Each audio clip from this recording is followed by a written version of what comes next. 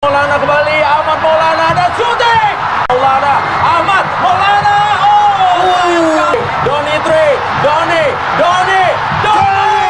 Mungkin Indonesia adalah satu pasukan favorit untuk menjuari kejohanan ini kerana kita tahu tekanan dan cabaran daripada pasukan Indonesia.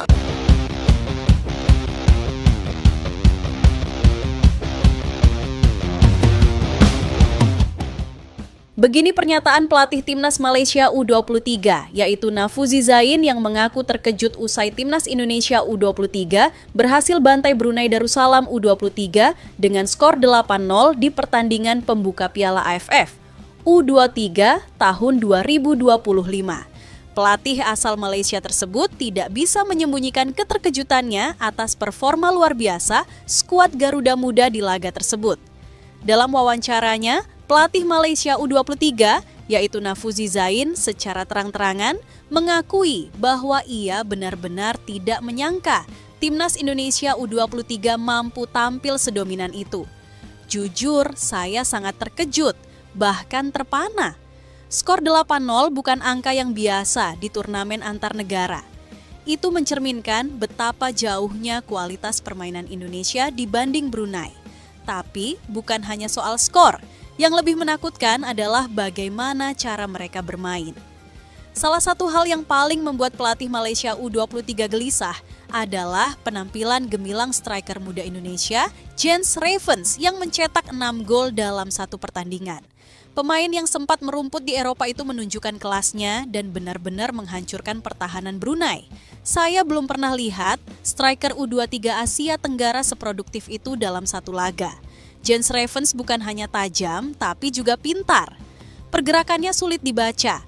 Jika kami tidak menemukan solusi dalam beberapa hari ke depan, saya takut ia bisa mencetak banyak gol ke gawang kami juga.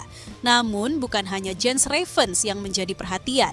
Gaya main tiki-taka ala Indonesia U23 yang diterapkan oleh pelatih asal Belanda, Gerald van den Berg, benar-benar membuat pelatih Malaysia itu kagum sekaligus cemas.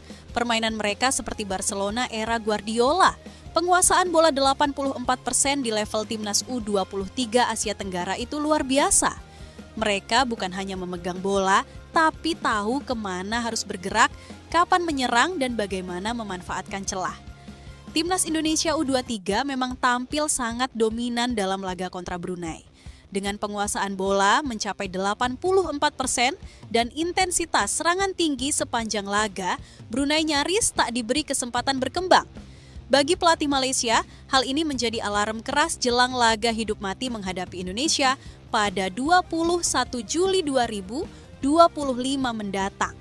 Yang menambah kecemasan pelatih Malaysia U23 yaitu Nafuzi Zain adalah kenyataan bahwa di hari yang sama timnya justru tumbang dari Filipina U23 dengan skor 2-0.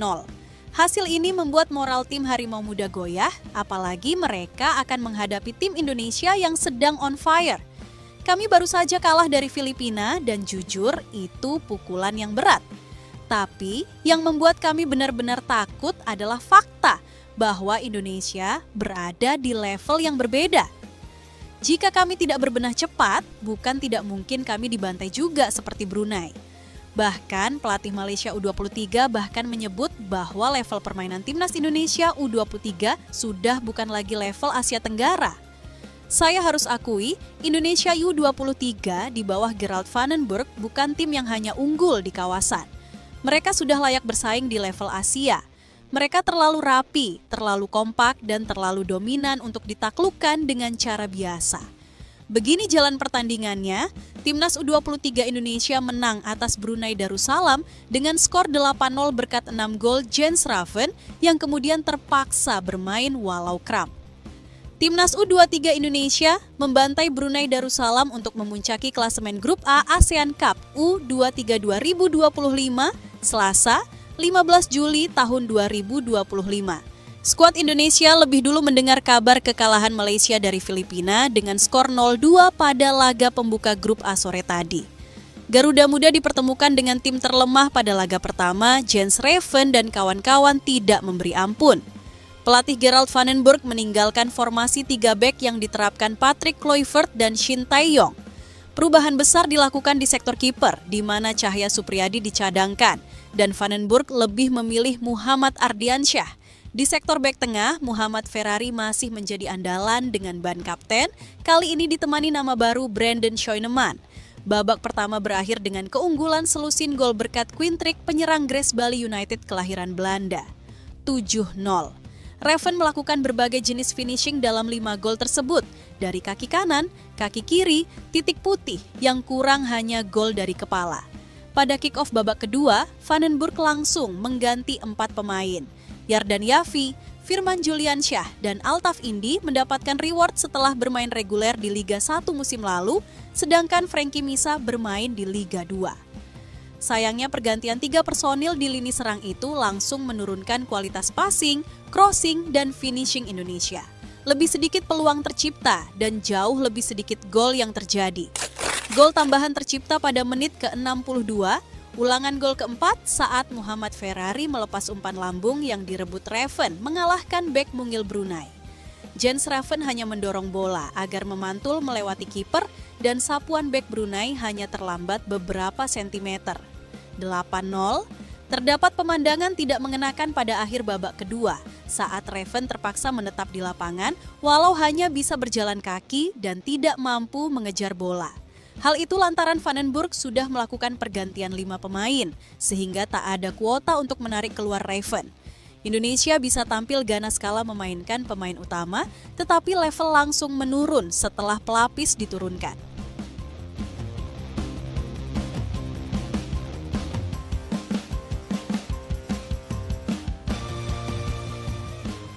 Berita kedua, begini, pernyataan pelatih Brunei Darussalam U23 yaitu Aminuddin Jumat yang mengaku terkejut dengan permainan timnas Indonesia U23 di pertandingan fase grup Piala AFF U23 tahun 2025 antara timnas Indonesia U23 melawan Brunei Darussalam U23 pelatih Brunei Aminuddin Jumat. Bukan hanya karena kekalahan timnya, tetapi karena penampilan luar biasa dari timnas Indonesia yang disebutnya sudah jauh meninggalkan level Asia Tenggara. Dalam konferensi pers pasca laga, pelatih Brunei tampak tak bisa menyembunyikan keterkejutannya. Ia dengan jujur mengakui bahwa skuad muda Garuda tampil dengan kualitas dan intensitas yang belum pernah ia lihat sebelumnya di kawasan Asia Tenggara.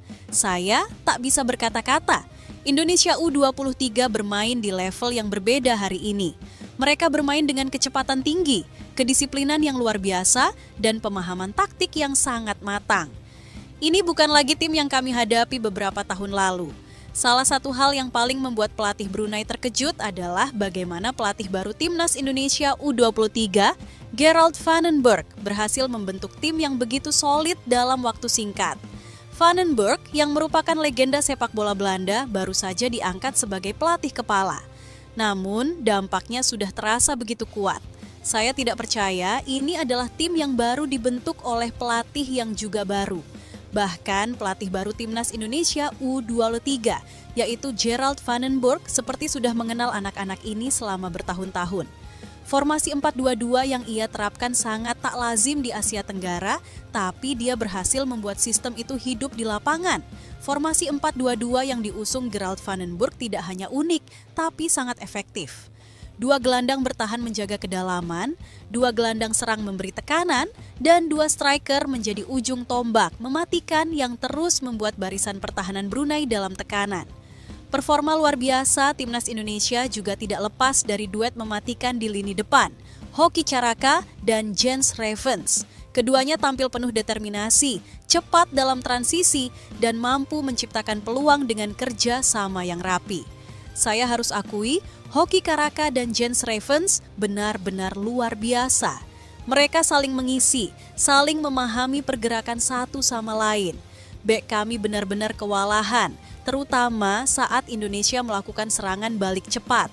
Serangan yang dibangun oleh kedua striker ini seringkali dimulai dari lini tengah yang dikomandoi 4 gelandang energik. Hal inilah yang membuat Brunei tidak hanya kesulitan bertahan, tapi juga kehilangan kendali atas tempo pertandingan.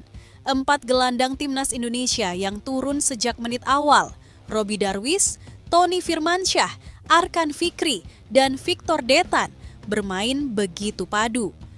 Mereka menjadi fondasi permainan Indonesia. bukan hanya dalam bertahan, tapi juga dalam membangun serangan dan menjaga ritme. Saya benar-benar kagum dengan 4 gelandang mereka. Mereka bermain tanpa ego, semua tahu tugasnya. Robby dan Tony sangat kuat di pertahanan, sedangkan Arkan dan Victor rajin membuka ruang dan melepaskan umpan-umpan terobosan yang sangat berbahaya. Tidak jarang, kombinasi keempat gelandang ini membuat pertahanan Brunei harus bekerja ekstra keras. Beberapa kali mereka berhasil membelah lini tengah Brunei dengan umpan 1-2 yang cepat, disusul dengan pergerakan taktis ke area sepertiga akhir. Jika lini tengah adalah dapur serangan Indonesia, maka lini belakang mereka adalah benteng baja. Keempat bek timnas Indonesia, Brandon Scheuneman, Kadek Arel, Muhammad Ferrari, dan Kakang Rudianto, menampilkan permainan defensif yang disiplin dan taktis. Saya tidak menyangka akan begitu sulit menembus pertahanan mereka. Semua bek Indonesia bermain dengan fokus tinggi. Mereka sangat cepat menutup ruang dan beberapa kali melakukan penyelamatan penting di kotak penalti. Bahkan ketika Brunei mencoba mengubah strategi dan bermain lebih direct di babak kedua, pertahanan Indonesia tetap tangguh. Muhammad Ferrari dan Kakang Rudianto selalu sigap mematahkan bola-bola udara, sementara Brandon dan Kadek aktif menjaga sisi lapangan dengan agresivitas tinggi. Namun, puncak pernyataan Aminuddin Jumat datang saat ia mengakui bahwa Timnas Indonesia U23 sudah melampaui level kompetisi Asia Tenggara. Ia menilai bahwa gaya bermain dan pemahaman taktik skuad Garuda Muda sudah setara dengan tim-tim Asia Timur atau Timur Tengah. Level mereka bukan lagi ASEAN. Tim ini bisa bersaing di Piala Asia U23 dengan permainan seperti tadi. Saya rasa kita sedang melihat generasi emas Indonesia yang baru.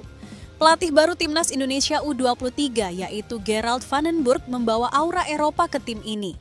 Dia membentuk tim bukan hanya untuk menang, tapi untuk mendominasi, mengontrol, dan menampilkan sepak bola modern yang rapi dan memikat. Pujian yang dilontarkan oleh pelatih Brunei U23 yaitu Aminuddin Jumat bukan hanya menjadi pengakuan atas kemenangan Indonesia, tapi juga menjadi validasi bahwa sepak bola muda Indonesia sedang berada di jalur yang benar. Dengan kombinasi pelatih kelas dunia, pemain-pemain muda bertalenta, serta sistem permainan yang sudah mulai matang, Timnas Indonesia U23 tampak siap untuk menatap kompetisi yang lebih besar. Dari level Asia Tenggara ke panggung Asia, bahkan dunia. Pertandingan melawan Brunei mungkin hanya langkah awal di Piala AFF U23 tahun 2025. Namun, jika performa luar biasa ini terus konsisten, bukan tak mungkin Indonesia akan menutup turnamen ini bukan hanya dengan trofi, tapi juga dengan status sebagai tim yang menakutkan di masa depan.